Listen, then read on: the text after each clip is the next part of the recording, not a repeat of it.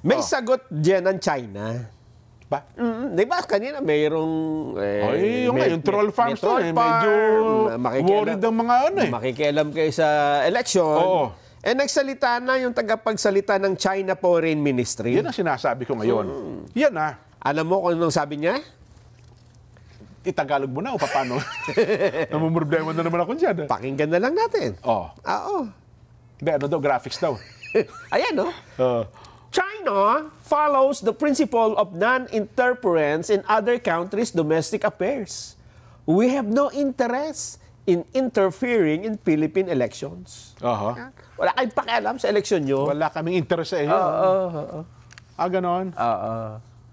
Kaikli naman sinabi. Wala ba? Go Jiahun.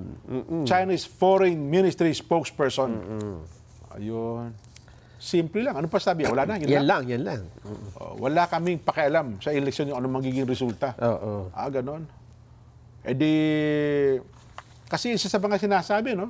Isa ng tuklasang troll farm daw, baka maka-impluwensya sa eleksyon. Yun daw yung isa sa purpose niyan. Kaya palang eleksyon ngayon parang naglalaban pro-China at anti-China. No? Di ba sa campaign ngayon? Huwag yung iboto yan, pro-China.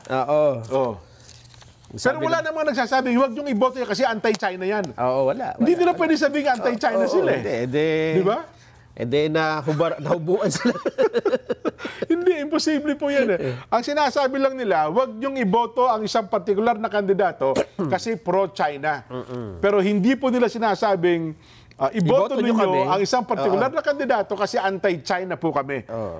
Mukhang delikado kayo doon pag ginawa yung campaign, campaign strategy. Ay, nako.